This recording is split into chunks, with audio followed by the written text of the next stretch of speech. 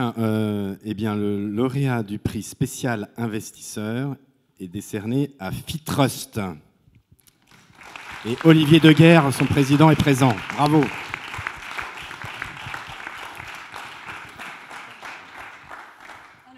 d'abord la photo. Frédéric, c'était un peu de... C'est un vrai métier avec les masques, le micro et le... Alors voilà. Très beau, bravo. Nicolas, peut-être à côté pour la photo. On va se mettre tous, voilà. Voilà. Alors peut-être Nicolas, avant de passer la parole à Olivier Deguerre, est-ce que tu peux, Nicolas Motis, est-ce que tu peux juste expliquer en quelques mots les raisons pour lesquelles Fitrust a été récompensé? Alors, d'abord, on donne ce prix dans une catégorie qui est nouvelle, puisqu'on ne donnait pas de prix à des acteurs du marché financier des années... Alors, à des entreprises classiques, mais on ne faisait pas de distinction entre entreprises et acteurs du marché financier. Et une des raisons pour lesquelles on a donné ce prix, c'est justement pour travailler sur le croisement entre investissement responsable, pour prendre un terme également très connu, et puis responsabilité sociale d'entreprise. Ce qui nous a particulièrement intéressé chez Fitrust, c'est la durée de l'engagement. On parle beaucoup d'engagement actionnarial lorsqu'on parle de finances responsables. Et Fitrust est un des acteurs français, notamment, qui depuis très longtemps a mené des actions d'engagement actionnarial qui sont vraiment intéressantes, avec une vraie volonté de dialogue entre acteurs du marché financier et entreprises. Et donc on a eu l'occasion dans le dossier de discuter un certain nombre d'exemples concrets sur lesquels je ne vais pas revenir ici, mais qui montraient vraiment l'impact qu'avait pu avoir Fitrust dans la durée sur les pratiques de pensée intégrée des entreprises. Voilà, alors je vais proposer à Frédéric Oudéa de poser une première question à Olivier Deguerre. Oui, peut-être au fond, comment vous jugez d'une manière générale l'évolution du monde des investisseurs sur ces sujets ? Si on avait sur une échelle de 1 à 10, mettre une espèce de mesure de degré de pénétration réelle de ces sujets-là, vous situeriez à quel niveau ? Je pense qu'il y a un énorme changement, et on peut dire, je vais peut-être mettre 7, 8, peut-être plus, qui est assez récent. Je vais juste faire une petite histoire. Quand on a créé avec Denis Branche, ici présent en 2003, une SICAV d'engagement actionnariat sur le CAC 40, pour aller voir les grandes entreprises et essayer de discuter avec elles des améliorations de pratiques de gouvernance, puis sociales, puis environnementales. Les entreprises d'abord ont été très surprises, vous en premier. Et ensuite, on a eu les investisseurs qui nous ont dit « mais vous devriez faire du conseil, ce n'est pas de la gestion ». Donc on est très très heureux d'avoir ce prix, parce que ça, quasiment 20 ans après, on s'aperçoit qu'on commence à se rendre compte que si c'était quand même un acte de gestion, et qu'investir, ce n'est pas uniquement un rendement financier. Et alors le basculement, on l'a vu, je pense, c'est 2015. Jusqu'en 2015, il y a eu toute une série d'événements, aussi bien au niveau des entreprises qu'au niveau législatif, pour amener les investisseurs à voter, pour amener les investisseurs à être plus présents, etc. Mais en fait, le ESG, c'était vu comme une question au départ de risque, ensuite une question de reporting, et ensuite une question d'opportunité. Et c'est en 2015, avec le climat, les problèmes d'enjeux climatiques, l'accord de Paris, qu'on a vu basculer beaucoup d'institutionnels et d'investisseurs qui se sont rendus compte que les questions ESG étaient au cœur d'une entreprise et que pour qu'une entreprise survive dans 10, 15, 20 ans, mais il fallait peut-être les prendre en compte. Rappelez-vous Kodak, Kodak n'existe plus. Dont on a parlé avec le sujet, l'une des entreprises les plus emblématiques, c'est Total. On a eu des discussions très compliquées avec Total en 2011 sur la question des sables bitumineux au Canada. Ils nous ont boycottés au niveau partout. On a réussi à reprendre le contact avec eux en 2015-2016 sur des questions environnementales. Et on a réussi à leur proposer de modifier leur statut cette année pour intégrer que dans les missions du Conseil, les questions sociales et environnementales. On a eu la même chose avec vous. On a eu des discussions assez complexes, des dépôts de résolution. Et on arrive tous les ans à avoir des discussions constructives. Et la Société Générale a beaucoup avancé sur un certain nombre de projets. Et on a eu une chose très intéressante. Pour ça, qu'en gestion intégrée, on est très, très heureux d'être reconnu. On a, dès 2006, créé un fonds solidaire dans lequel on a investi dans des entreprises sociales et solidaires en considérant que c'était aussi un devoir d'investisseur d'accompagner la création d'entreprises. Et vous ne le savez peut-être pas, mais nous sommes investisseurs dans TACPay, qui est une des sociétés qui permet à la Société Générale d'avoir des clients en digital sur toute l'Afrique. Donc ce qu'on pense vraiment, c'est que l'acte d'investir, c'est unique, il y a cohérence.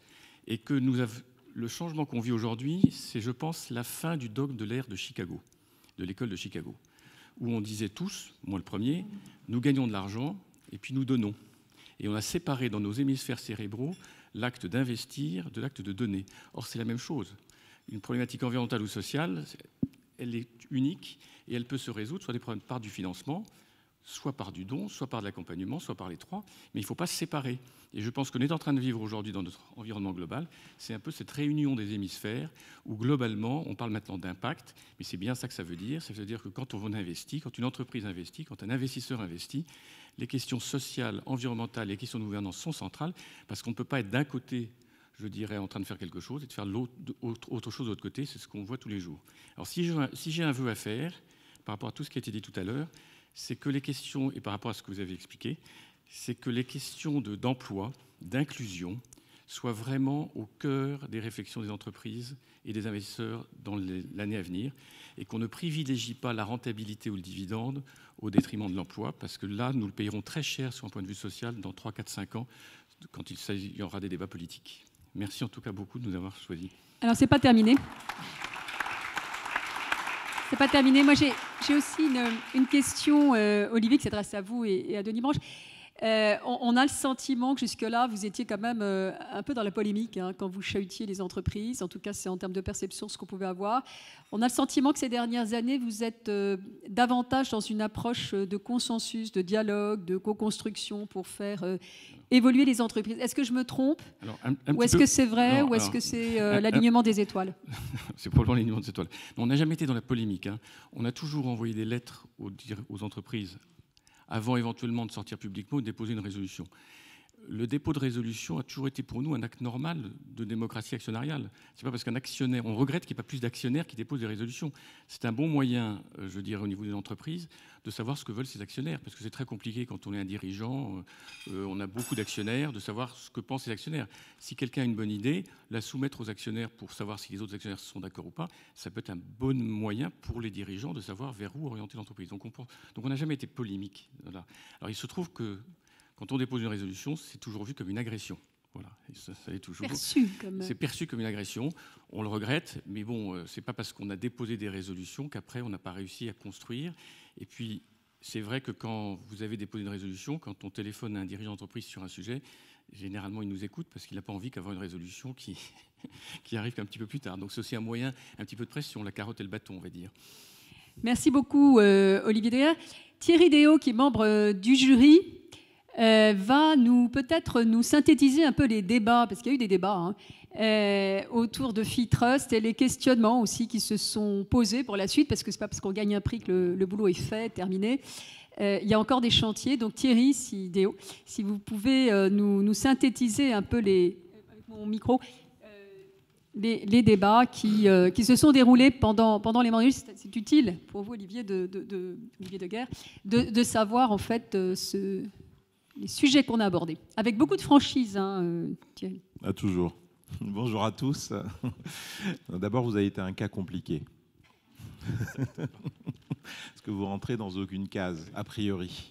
En tout cas, il y avait une case qui était très évidente pour le jury, c'est que d'abord, la gouvernance d'entreprise, c'est votre cœur de métier. Mais c'est à la fois votre avantage et l'inconvénient pour rentrer dans les cases, parce que vous en avez fait un vrai métier, une vraie passion. Et vous êtes vraiment aujourd'hui un actionnaire engagé, de long terme, vous l'avez montré. En plus de ça, vous avez créé un fonds de dotation où le carry est partagé et redonné donc, avec des systèmes innovants finalement de partage de cette valeur que vous créez en étant un actionnaire de long terme. Mais pour l'instant, vous êtes encore une petite entreprise, alors vous ne vous appliquez pas encore à vous-même tout ce que vous préconisez aux autres. En tout cas, vous l'appliquez à vous-même personnellement, mais la structure dans sa croissance aura besoin de cet accompagnement et d'appliquer les mêmes recettes que vous préconisez aux autres à votre structure. Et c'est vrai que c'est compliqué quand on est une dizaine d'avoir une gouvernance qui rentre bien dans un rapport comme nous on l'attend.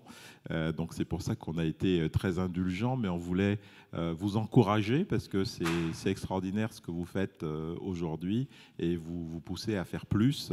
Et puis quand vous serez 100, on viendra et on verra un rapport fantastique intégré avec toute la gouvernance à travers et dans FeeTrust qui s'applique les mêmes règles qu'elle demande aux entreprises dans lesquelles elle investit. Merci et félicitations. Merci beaucoup. Voilà, vous avez eu le débrief. C'est important parce qu'effectivement, quand un candidat, quand un groupe est reconnu, il y a quand même toujours un petit bémol et c'est important de l'entendre parce que c'est aussi la marche de progression à suivre pour les prochaines années. Merci Olivier Deguerre. Merci bien.